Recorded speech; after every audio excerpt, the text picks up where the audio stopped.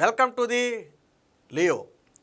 ఈరోజు దేశానికి స్వాతంత్రం వచ్చిన రోజుగా అందరూ వేడుకలు జరుపుకుంటున్నారు. అలాగే ఆంధ్రప్రదేశ్లో మహిళలకు కూడా ఈ రోజు నుంచి రాష్ట్రంలో పూర్తి స్వేచ్ఛ లభిస్తుంది. మీరు ఎక్కడ నుంచి ఎక్కడికైనా ప్రయాణించండి, ఉచితంగా ప్రయాణించండి. ఈరోజు కూటమి ప్రభుత్వం ఇచ్చినటువంటి మరొక అతిపెద్ద హామీగా చెప్పుకునే ఉచిత బస్సు ప్రయాణాన్ని ఈ రోజు నుంచే ప్రారంభిస్తున్నారు. దానికి స్త్రీ శక్తి అని రాష్ట్ర ప్రభుత్వం నామకరణం కూడా చేయడం జరిగింది. అంటే మహిళలకు కూడా ఆంధ్రప్రదేశ్లో ఈ రోజు నుంచి నిజమైనటువంటి స్వేచ్ఛ లభించిందని చెప్పొచ్చు. వాస్తవానికి ఈ పథకం పైన గతంలో వైసీపీ పార్టీ తీవ్ర ఆరోపణలు చేసింది. అసలు కూటమి ప్రభుత్వానికి ప్రవేశపెట్టే ఉద్దేశం ఉందా, చంద్రబాబు నాయుడు కాలక్షేపం చేస్తున్నాడు, ఉచిత బస్సు రాష్ట్రంలో అనేది హైలీ ఇంపాసిబుల్, చంద్రబాబు నాయుడు చేతగాని హామీలు ఇచ్చి ప్రజలను మోసం చేశాడని నిన్నటి వరకు కూడా మాట్లాడటం జరిగింది.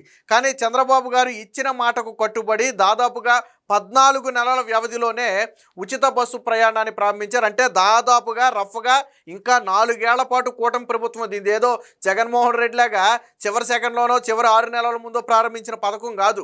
ఇంకా 4 ఏళ్ల పాటు కూటమి ప్రభుత్వం ఉండబోతుంది. సో అప్పటి వరకు కూడా ఉచిత బస్సు ప్రయాణం కొనసాగుతుంది. బహుశా జగన్మోహన్ రెడ్డి గెలిస్తే రద్దు చేయొచ్చు. సరే, ఆయన గెలిచే అవకాశం లేదనుకుంటే అదంతా వేరే టాపిక్. సో దీనివల్ల రాష్ట్రంలో మహిళలకు లబ్ధి చేకూరుతుంది అనేది ఇప్పుడు కూటమి చెబుతున్నమాట.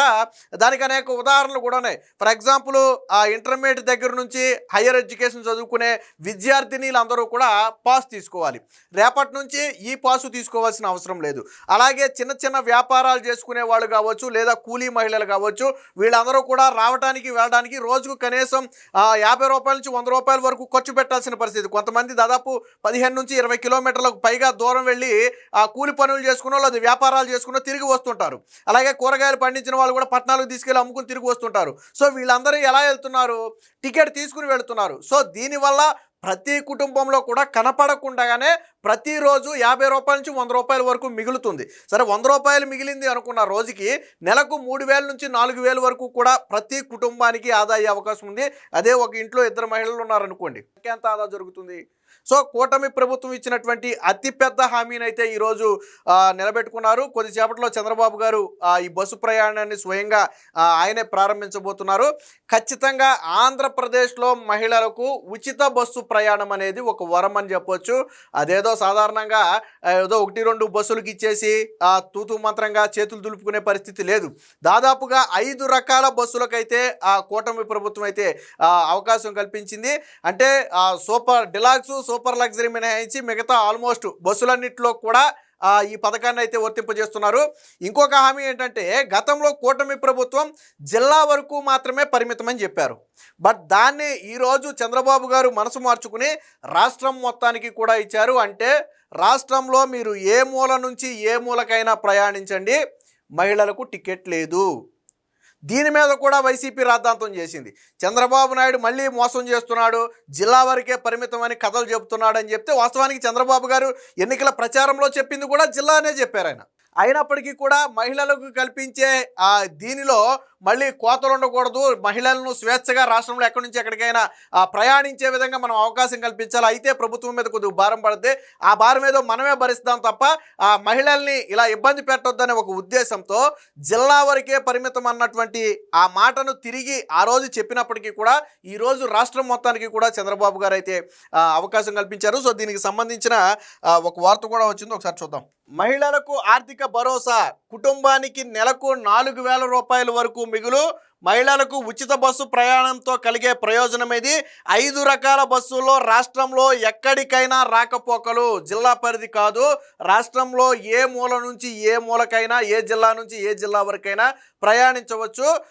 దానికి ఎటువంటి ఛార్జీలు కూడా తీసుకోరు. 5 రకాల బస్సులో ఎక్కడి నుంచి ఎక్కడికైనా నిత్యం 26.95 లక్షల మంది, అంటే దాదాపుగా 27 లక్షల మంది మహిళలు ఈ ఉచిత సర్వీసును ఉపయోగించుకుంటారు అనేది రాష్ట్ర రాష్ట్ర ప్రభుత్వం అంచనా వేస్తుంది. దీనికి రాష్ట్ర ప్రభుత్వం మీద పడే భారం దాదాపుగా ఏడాదికి 1942 కోట్లు, అంటే దాదాపుగా 2000 కోట్ల రూపాయలు సుమారు భారం రాష్ట్ర ప్రభుత్వం మీద పడే అవకాశం ఉంది. ఈ భారం మొత్తాన్ని కూడా ప్రభుత్వమే భరిస్తుంది, చంద్రబాబు గారే భరిస్తామని చెప్పి ఉచిత బస్సు ప్రయాణాన్ని అయితే ఇవ్వడం జరిగింది. సో ఏ బస్సులు అనేది మనకి ఇక్కడ స్పష్టంగా అర్థమవుతుంది, ఒకసారి చూడొచ్చు ఇక్కడ. సో ఈ చిత్రంలో కనిపిస్తున్న వరుసగా ఎక్స్ప్రెస్, ఏదైతే ఎక్స్ప్రెస్ ఉందో ఎక్స్ప్రెస్ కి అవకాశం ఉంది. మెట్రో ఎక్స్ప్రెస్ ఉంది, మెట్రో ఎక్స్ప్రెస్ లో కూడా ఉచితంగానే ఉంది. ఇక పల్లె వెలుగు బస్సులు అంటే మనం రెగ్యులర్ గా చూసేవే, ఆ పల్లె వెలుగు బస్సులు ఫ్రీగానే ఉంది. ఆల్ట్రా పల్లె వెలుగు అని చెప్పి కొత్తగా blue colour yellow colour shade తో కొత్త బస్సులు ఉన్నాయి. సో ఆల్ట్రా పల్లె వెలుగు బస్సులు కూడా ఉచితంగానే ఇచ్చారు. ఇకపోతే సిటీ ఆర్డినరీ బస్సు, ఏదైతే మెయిన్ సిటీల్లో తిరిగే కొన్ని రెడ్ బస్సుల్లో చాలా మందికి ఐడియా ఉంటుంది, సిటీలో తిరిగే బస్సులు ఉన్నాయో, సో వీటికి అంటే మొత్తంగా ఈ 5 రకాల బస్సులకు ఈ రోజు నుంచి ఉచిత ప్రయాణం. వారికి టికెట్ కొడతారు కానీ జీరో టికెట్ అంటాం దాన్ని. ఆల్రెడీ ఇప్పటికే పక్క రాష్ట్రం తెలంగాణతో పాటు మరికొన్ని రాష్ట్రాల్లో ఇది ఆల్రెడీ అమలు జరుగుతుంది. సో ఆ రాష్ట్రాల్లో కొన్ని బృందాలు పర్యటించి అక్కడ ఉచిత బస్సు ప్రయాణం ఏ విధంగా సాగుతుంది, వాళ్ళు ఎటువంటి నిర్ణయాలు తీసుకున్నారు, ఉచిత బస్సు ప్రయాణం మొదలైన తర్వాత వచ్చినటువంటి ఇబ్బందులు ఏంటి అన్నీ కూడా పరిగణలోకి తీసుకుని ఆ ఇబ్బందులు ఏవైతే ఉన్నాయో అవి ఆంధ్రప్రదేశ్లో రాకుండా ఉండటానికి ఏం చేయాలనే దాని మీద ఆలోచనలు చేసి తీసుకోవడం జరిగింది. అంటే జగన్మోహన్ రెడ్డి చెప్పినట్టుగా పథకాన్ని ప్రకటించినప్పటికీ దాన్ని అమలు చేయడానికి కొంచెం సమయం పడుతుంది. అందులోనూ ఇప్పటి వరకు లేని అసలు కొత్త పథకం. ఇప్పుడు మిగతా పథకాలంటే కొన్ని ఆల్రెడీ జరుగుతున్న పథకాలు కంటిన్యూషన్ కాబట్టి వాటి డేటా ఉంటుంది, ఎంత ఖర్చు అవుతుందో ఒక అవగాహన ఉంటుంది, వాటికి ప్రత్యేకంగా నమూనాలు తయారు చేయాల్సిన అవసరం లేదు, నామ్స్ ఏం అవసరం లేదు, కొనసాగించవచ్చు. బట్ ఉచిత బస్సు ప్రయాణం అనేది ఇప్పటి వరకు మన రాష్ట్రంలో ఎప్పుడూ జరగల. సో దానికి పూర్తి విధి విధానాలన్నీ చేంజ్ అయిపోతాయి. ఏ బస్సులకు అవకాశం ఇవ్వాలి, దానివల్ల ఎంత భారం పడుతుంది, మళ్ళీ జీరో టికెట్ కొట్టడానికి మిషనర్లన్నీ మార్పు చేయాలి. సో ఇలా 1 కాదు 2 కాదు అనేక రకాల అవాంతరాలు ఉంటాయి. సో వాటన్నిటినీ కూడా ఛేదించి ఈరోజు కూటమి ప్రభుత్వం అయితే ఈ నిర్ణయాన్ని అయితే తీసుకుంది. అదనపు బస్సులు కూడా సాధారణంగా ఉచిత బస్సు ప్రయాణం ప్రారంభించిన తర్వాత కొంచెం రద్దీ పెరుగుతుంది. బస్సుల్లో రద్దీ పెరిగితే ఖచ్చితంగా ఏదో తొక్కిసలాటో లేదా తోపులాటో లాంటివి జరుగుతాయి. సో అలాంటివి జరగకుండా ఏ ప్రాంతాల్లో అయితే రద్దీ పెరిగే అవకాశం ఉందో ఏపీఎస్ఆర్టీసీ ఇప్పటికే దానికి సంబంధించి సమాచారాన్ని సేకరించి అదనపు బస్సులను కూడా ఏర్పాటు చేస్తుంది. అంటే ఉచిత బస్సుల్లోనే మహిళలకు అసౌకర్యం కలగకుండా ఉచిత బస్సు ప్రయాణం వల్ల ఇబ్బందులు ఎదురవ్వకుండా ఉండటం కోసం ఎక్కడైతే రద్దీ ఉంటుంది అని ప్రభుత్వం గుర్తించిందో ఆయా ప్రాంతాలలో కొన్ని ప్రత్యేక సర్వీసులు ఎక్స్ట్రా బస్సులేసి నడపడానికి కూడా చర్యలు తీసుకున్నారు. అందుకనే ఎటువంటి వివాదాలకు తావు లేకుండా ఎవరికి ఇబ్బంది లేకుండా ఈ పథకాన్ని అయితే ఇంప్లిమెంట్ చేయడానికైతే సర్వం సిద్ధం చేశారు. విద్య, వైద్యం, ఆరోగ్యం, వ్యాపారం, ఆలయ దర్శనం ఇలా ఏ పని మీదైనా మహిళలు ఆర్టీసీ బస్సుల్లో ఇకపై ఉచితంగా ప్రయాణించవచ్చు. 5 రకాల బస్సుల్లో ఉచిత ప్రయాణ సదుపాయం కల్పించే స్త్రీ శక్తి పథకం శుక్రవారం నుంచి అమలు కానుంది. కూటమి ప్రభుత్వం ఎన్నికల వేళ ఇచ్చిన సూపర్ 6 హామీలలో మహిళలకు ఉచిత బస్సు ప్రయాణం ఒకటి. దీనిని ప్రభుత్వం ఏదో మొక్కుబడిగా జిల్లాల పరిధిలో అమలు చేయకుండా రాష్ట్రంలో ఎక్కడ నుంచి ఎక్కడికైనా ప్రయాణించేలాగా అవకాశం కల్పిస్తుంది. వాస్తవానికి జిల్లా స్థాయిలో ఉచిత ప్రయాణ సదుపాయం కల్పిస్తామని ఎన్నికల సమయంలో ప్రకటించారు. నేను అదే చెప్పా, చంద్రబాబు గారు ఎన్నికల సమయంలో చెప్పింది జిల్లాల పరిధిలో ఉచిత ప్రయాణం అని చెప్పారు. కానీ తరువాత మళ్ళీ అది మహిళలకు కొద్దిగా ఇబ్బందిగా ఉంటుంది, ఏదో కొంత ప్రాంతానికే పరిమితం చేసామన్న ఫీల్ వస్తుంది. అలా ఉండకూడదు, రాష్ట్ర ప్రభుత్వం మీద కొద్దిగా భారం పడినా పర్లేదు, వాళ్ళని స్వేచ్ఛగా రాష్ట్రంలో ఎక్కడి నుంచి ఎక్కడికైనా తిరగనివ్వాలనే ఉద్దేశంతో దాన్ని మార్చి రాష్ట్రం మొత్తం కూడా చేశారు. ఒక రకంగా ఇది కూటమి ప్రభుత్వం ఎన్నికల హామీలో చెప్పని హామీ. ఉచిత బస్సుని చెప్పారు కానీ జిల్లాల వరకే చెప్పారు, కానీ రాష్ట్రం వరకు అనేది ఈరోజు చంద్రబాబు గారు తీసుకున్న నిర్ణయం. దానికి అదనంగా ఇంకా చాలా బడ్జెట్ పడుతుంది. అయినప్పటికీ కూడా చంద్రబాబు గారు దాని మీద వెనకడుగు వేయలేదు. సో కొత్త జిల్లా లేదా ఉమ్మడి జిల్లా పరిధిలో వర్తించేలా ఈ పథకం ఉంటుందని అంతా భావించారు. కానీ సీఎం చంద్రబాబు మాత్రం రాష్ట్రంలో ఎక్కడి నుంచి ఎక్కడికైనా ప్రయాణించేలా పథకం అమలుకైతే ఆ నిర్ణయాన్ని తీసుకున్నారు. సో కుటుంబాలకు ఆసరా, ప్రతి కుటుంబానికి ఈ ఉచిత బస్సు ప్రయాణం వల్ల ఎంతో కొంత మిగులైతే కనపడుతుంది. 100%. సరే, రెగ్యులర్గా అందరూ బస్సులో తిరుగుతారంటే తిరగకపోవచ్చు, బట్ రెగ్యులర్గా తిరిగే అవకాశం ఉన్న వాళ్ళు ఉన్నారు. ఫర్ ఎగ్జాంపుల్ ఇందా చెప్పినట్టుగా విద్యార్థినీలు ఉంటారు, ఖచ్చితంగా వాళ్ళు కాలేజీకి వెళ్ళాలంటే దాదాపుగా 10 నెలల పాటు తిరగాల్సిందే. ఇకపోతే వ్యాపారాలు చేసుకునే వాళ్ళు ఉంటారు, వ్యాపారాలు చేసుకునే వాళ్ళు కూడా రెగ్యులర్గా వాళ్ళ ప్రాంతం నుంచి వేరొక ప్రాంతానికి కూరగాయలు తీసుకెళ్ళటమో లేదా తీసుకురావటమో లాంటి కార్యక్రమాలు చేస్తారు. సో వారికి ఎక్కువగా అవసరం అవుతుంది. ఇక రైతు కూలీలు ఎక్కువ ఉంటారు, మహిళా కూలీలు ఎక్కువగా ఉంటారు. అది కిలోమీటర్ పరిధి కావచ్చు, 10 కిలోమీటర్ల పరిధి కావచ్చు. సో వాళ్ళు రెగ్యులర్గా ఆటోకో లేదా ఇతర వాహనాలకో వెళ్ళి పనులు చేసుకుని తిరిగి వస్తుంటారు. సో ఇలాంటి వారికి కూడా ఉపయోగపడుతుంది. అలాగే ఉద్యోగానికి వెళ్ళే వాళ్ళు ఉంటారు, రెగ్యులర్గా ఉద్యోగానికి వెళ్ళే వాళ్ళు మహిళలు ఉన్నారు, వాళ్ళు రెగ్యులర్గా వెళ్ళాల్సిన వాళ్ళే కదా. సో వాళ్ళకు కూడా ఇందులో ఉచితంగానే, వారికి కూడా రెగ్యులర్గా అవసరమే ఈ బస్సు. సో మరి వీళ్ళందరికీ రెగ్యులర్గా బస్సు అవసరము అంటే వాళ్ళ ఇంట్లో ఎంతో కొంత ఖచ్చితంగా మిగులుతుంది కదా. రోజుకి 50 రూపాయలు వేసుకోండి, 100 రూపాయలు వేసుకోండి, వాళ్ళ దూరాన్ని బట్టి మిగులుద్ది అనుకోండి అది. సో ఎలా చూసుకున్నా ఒక కుటుంబంలో ఒకళ్ళున్నా కానీ 3,000 నుంచి 4,000, అదే ఇద్దరు ఉంటే దాని లాభం అనేది డబుల్ ఉంటుంది. సో ఈ రకంగా కనపడకుండా ప్రతి ఇంట్లో కూడా మిగులు అనేది ఉంటుంది. సో అదే ప్రతి కుటుంబానికి ఆసరా అని చెప్పారు. స్త్రీశక్తి పథకం పేద, దిగువ, మధ్యతరగతి కుటుంబాలకు ఆర్థికంగా మేలు చేయనుంది. నిత్యం ఉద్యోగాలు, ఉపాధి నిమిత్తం బస్సు రాకపోకలు జరిపే మహిళలపై ఇక ఛార్జీల భారం ఉండదు. ఇంటర్మీడియట్ నుంచి ఉన్నత విద్య వరకు చదువుకునే విద్యార్థినీలకు బస్సు పాసులు కొనాల్సిన అవసరం లేకుండానే బస్సులో రాకపోకలు సాగించవచ్చు. ఇక మహిళా రైతులు, వ్యాపారాలు, కూలి చేసుకునేవారు తమ గ్రామాల నుంచి దగ్గరలోని పట్టణాలకు ఉచితంగా ప్రయాణించడం ద్వారా ఛార్జీల రూపంలో మిగులుతుంది. తిరుపతి, అన్నవరం, శ్రీశైలం, సింహాచలం, ద్వారకా, తిరుమల, శ్రీకాళహస్తి, విజయవాడ అంటే మనం దైవ దర్శనాలు అంటాం కదా.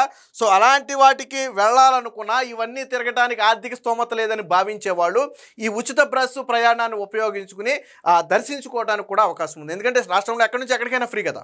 సో ఈ ప్రాంతాలన్నింటినీ కూడా దర్శించుకునే అవకాశం అయితే ఉంది.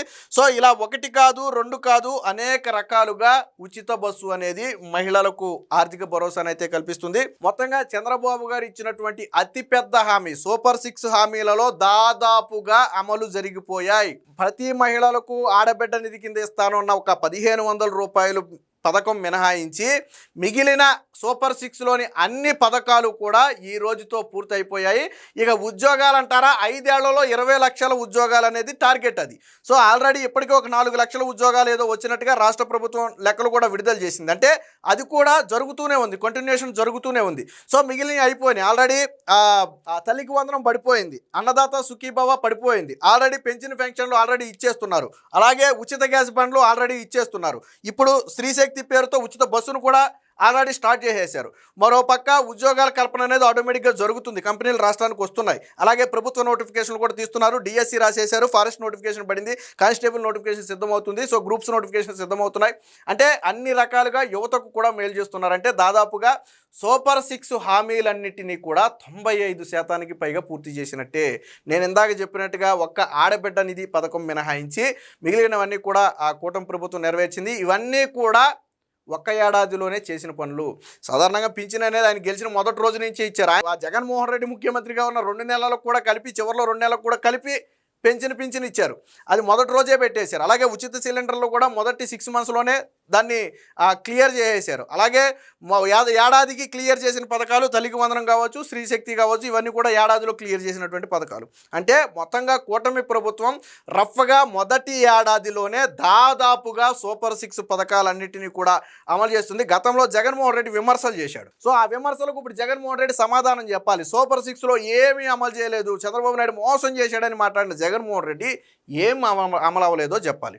ఏ పథకం చూసుకున్నా జగన్మోహన్ రెడ్డి వల్ల కలిగిన లబ్ధి కంటే ఎక్కువే కలుగుతుంది. ఫర్ ఎగ్జాంపుల్ గతంలో జగన్మోహన్ రెడ్డి అమ్మఒడని ఇచ్చాడు. సో దానికంటే ఎక్కువగా తల్లికి వందనం ఇస్తున్నారు. అప్పుడంతా 40 లక్షల మందికో ఎంతమందికి ఇచ్చారు, ఇప్పుడు 67 లక్షల మంది దాకా దానివల్ల లబ్ధి పొందుతున్నారు. అలాగే పింఛన్లు కూడా డబల్ లబ్ధి పొందుతున్నారు. అమౌంట్ డబల్ అయింది, పింఛన్లు పొందేవారి సంఖ్య కూడా పెరిగింది.